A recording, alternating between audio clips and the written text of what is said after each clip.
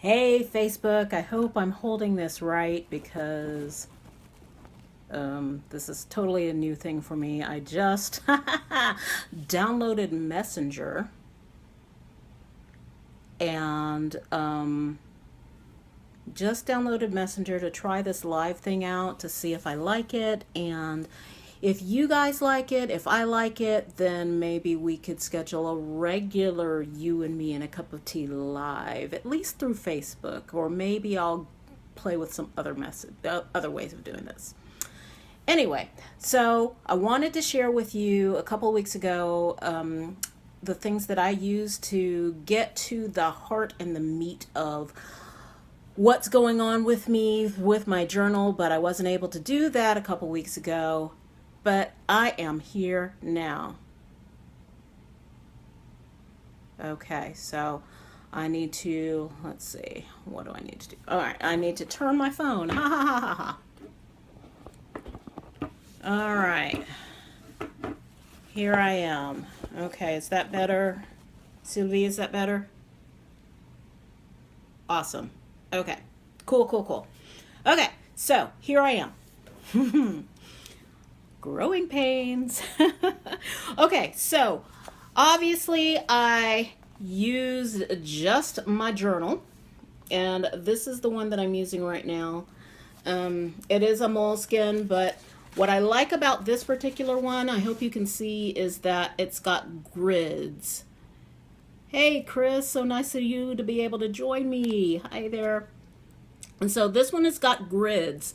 So whether I decide I want to just write things down, you see how I can write there, or this one's a new one that I just started, so I don't have a whole lot of pictures in here, but I like that it's gridded so that way it doesn't constrain me with lines. So this is one of the kinds I use. Again, this is a Moleskine, and this one I typically don't go through a whole lot because it's a little bit larger. But for when I find really challenging things, like a couple weeks ago when I shared with you that I had stopped the marathon training because I just had beaten myself up so badly, and I just had discovered the thing about how I look at self-discipline.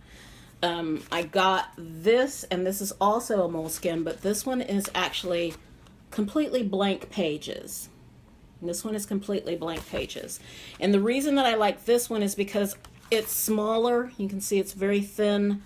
I can write in it, I can draw in it, but I like this one because I don't have to be super committed to it. So when I find some information about myself that I want to change, I don't hold on to it.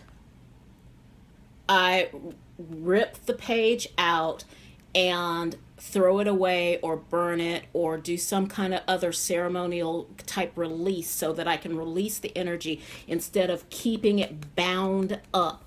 I'm a real big believer in when we write things down, it binds the energy into that space. So holding on to old journals, holding on to old ideas, if I'm writing about things that I'm wanting to change, I do not hold on to them. So that is a very important thing to remember when you're working through things that are really challenging you in a journal.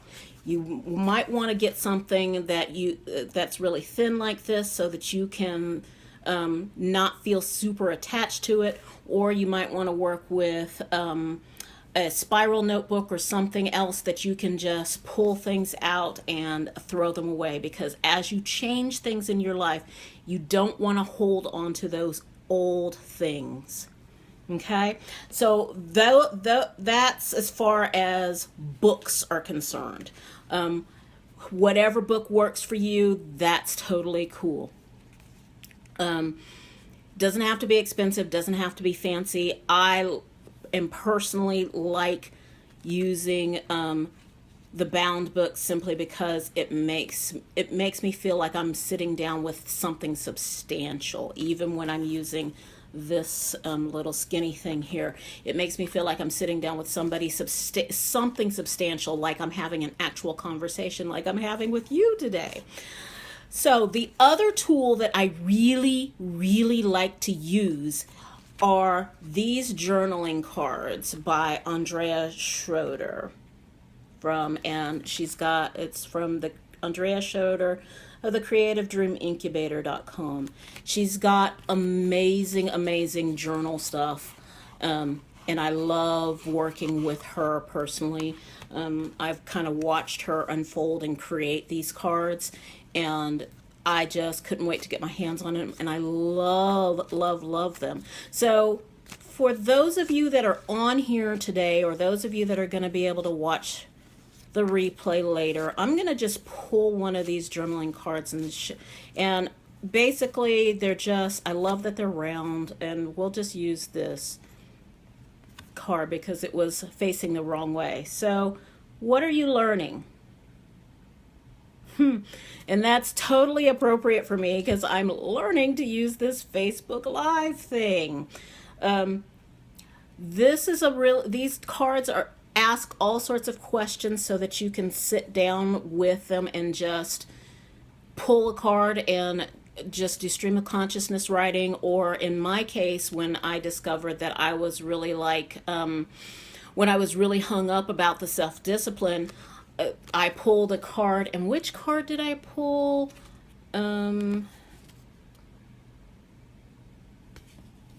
Here it is. What do you secretly wish for? And so I kind of asked self-discipline. What do you secretly wish for? What do you wish that I would learn about you? And so from there, I kind of treated self-discipline as this other person that I was actually having a conversation with, rather this thing that I was beating myself up with. Okay, so that's an excellent tool. The other tool, and I'm talking about tools right now because this is what I use now. This is not always what I've used. And if you are being extremely an extremely good servant of your money and not wanting to buy things, I've got some tips for you too. So, but just bear with me, okay? I also like to use these things called story cubes. And these are amazing because they have little pictures on them. They have little pictures on them, and you just pick out, what I do is I take all of mine, and I'll just kind of take a deep breath and decide how many I want to use, because I've got I don't know, the original set I think came with 9, and then I bought 2 of the expansion sets, which was 3 new dice. So there's another one. And I've also got their app, so that way if I'm traveling light and I still want to be able to have these with me, or if for some reason I go to a cafe and I've forgotten them, then I have the app, and it's cool because you can you shake your phone and it acts like it's shaking dice. So that's really funny to me. Anyway, after I've sorted out how the problem and I've worked with it, and again, when I was working with self-discipline, I pulled one of the cards. I wrote a lot with it. I asked how it really wanted me to look at it, and got to the real meat of it, which was self-discipline wants me to see it as a tool, not as something that punishes me, and seeing it as a tool that is used to cultivate something, rather than seeing it as this drudgery, this thing that just beats me up all the time, is totally different than how I was looking at self-discipline. And I shared earlier, and let me find the page in my book here, and the only reason I still have this right now is because, like I said, I wanted to share it with you. Where is it? Okay, so here you can see This is what self-discipline feels like. And I kind of imagined it as this cat of nine tails that was beating me up. And so through the process of talking with it, journaling with it, using these cards, I have gotten to the point now where this is me. You can see my little doodle of me, and this is self-discipline. And now it looks like a self-discipline looks like a hydroponic garden. So I've used these tools to change what the thing looks like and what it feels like and how I interact with it, because that image of cultivating rather than beating myself up, I changed it into this tool that kind of I think it's called a tiller, that you kind of work the soil with. And I just kind of have been working with imagining using self-discipline as something to till my inner soil. So I'm imagining my dreams and my goals as these seeds that I'm planting. And I've talked about that multiple times, about how they're these dream seeds. And then using self-discipline and consistency to just kind of till my inner world, to get rid of all of the doubts and the fears and all of that keeps holding me back.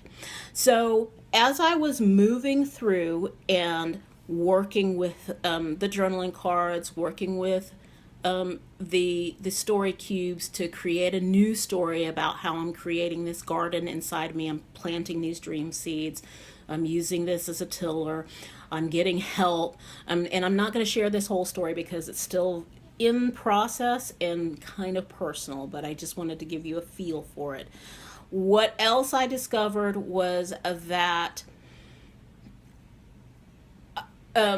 with it, in the context of the dream of doing the marathon, it wasn't so much that I was holding me back. There was something that was still within me from back in high school, that somebody had said to me that because I have such big thighs, I would never be able to run long distances. My thighs are big, but my legs aren't long. And that blew my mind, because that was like something that I hadn't thought about in years. And that was hidden deep within my own inner realms and had to be exposed for me to be able to move forward. So this is significant, because once I found that out and once I decided, okay, well, that is no longer part of my story, was that person's opinion and not my reality, I ended up a few days after that running into somebody whose passion is for running, and I'm going to work with her to build my own passion, because I still want to commit to doing a half marathon, because I still think that the Disney marathon things are fun, and I still want to do that. And so this whole experience of discovering how I'm beating myself up, of really putting myself out here and telling everybody about this goal with the half marathon, and then about really being authentic and honest with how I'm struggling right now with it, has reminded me of what last year, when I had finally finished this pair of socks that it had taken me 3 years to finish, because it was a pair of socks that I started, I kept getting off pattern, I kept messing up, and I just ended up putting them aside, and I was so mad at the socks that I just put them away and couldn't look at them. And then 3 years later, I decided I was going to finish the socks, and they actually turned out better, and I can physically see the difference in between on that sock, because it's kind of a lace pattern, and I can see the difference in between where I stopped on that sock and when I picked it up, because my stitch definition is better, my tension is better, just my skills had improved. So I'm a firm believer that if you've been given a dream, sometimes you are needing to give yourself space to have extra support and extra time to practice your skills before you can manifest that dream. So, long story short, to say, don't give up on your dream just because you can't do it right then. Give it some time to mature. Give yourself some time to mature. Give yourself permission to be a beginner and to learn, and to give yourself that space in between your learning to practice the skills that you learned. Because sometimes it's just a matter of being able to practice until you can get it to where you want it to be. So, I promised you some tools that you could use without having to go out and buy new things. This is something that when I personally do when I don't have, when I haven't brought my journal cards, or I haven't brought this, that, the other thing, I will physically sit down, because I am the tea priestess, and make a cup of tea for myself and a little cup of tea for whatever it is I'm working with. So, for example, again, self-discipline. I made a cup of tea for self-discipline, and just sat down and had a conversation with self-discipline, and just ask it, I use the journal cards, but you can just ask whatever it is you're working with. What is it that I need to learn? What do you want me to know about you? Just ask, how are you? How did I get this understanding of you?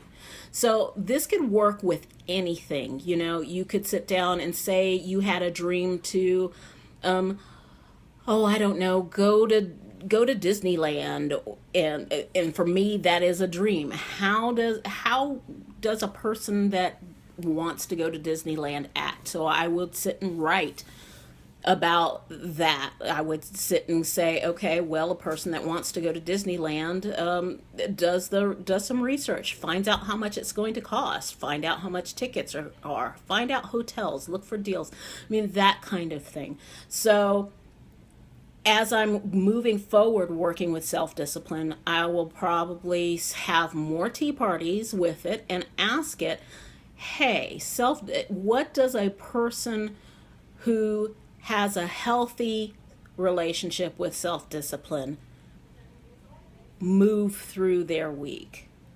What does a healthy self-discipline look like, instead of the way that I have been in the past, using it to beat myself up?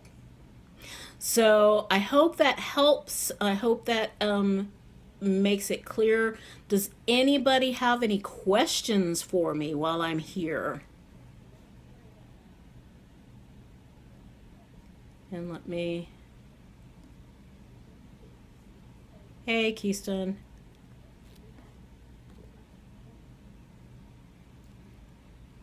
Any questions for me? Let's see. Okay.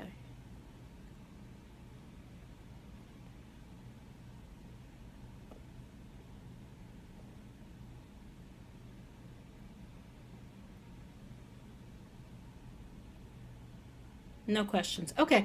Well, I hope this has helped.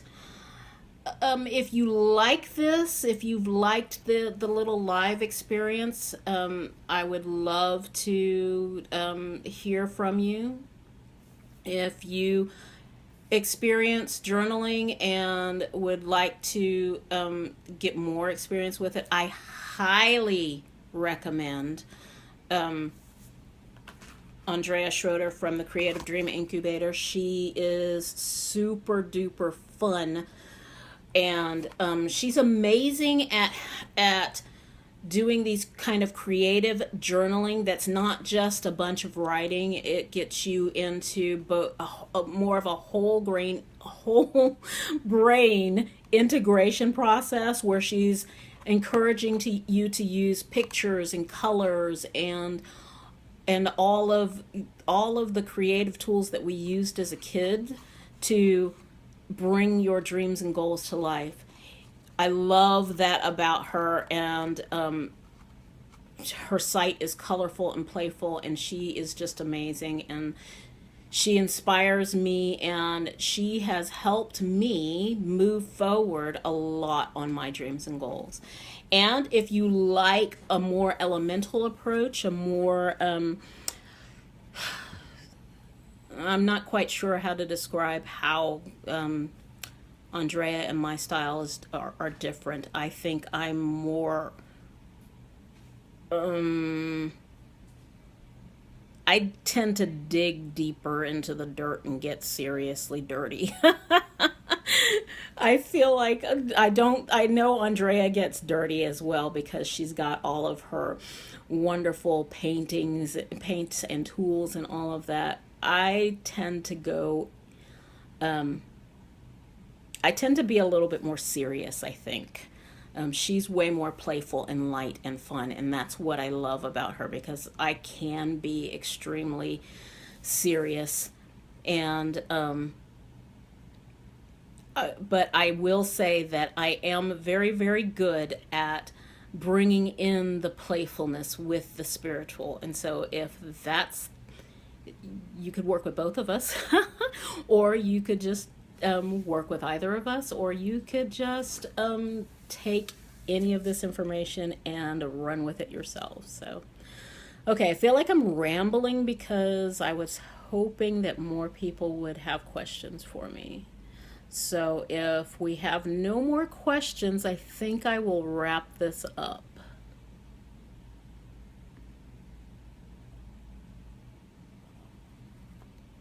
No questions? No how to get started questions, no journal questions. Okay, well, cool. So thanks for watching. I hope this was helpful, and if it was, give me a thumbs up and let me know that you like it, or send me a personal message on Facebook. I'm gonna also post this video onto my YouTube channel, and we'll see if we really like this. And otherwise, I will see you next week, and I'll probably do a pre-recorded thing. I'm not sure. Maybe I'll try this one again. I don't know. We'll see how it goes. I might journal with this to see how it goes. Talk to you soon. Bye.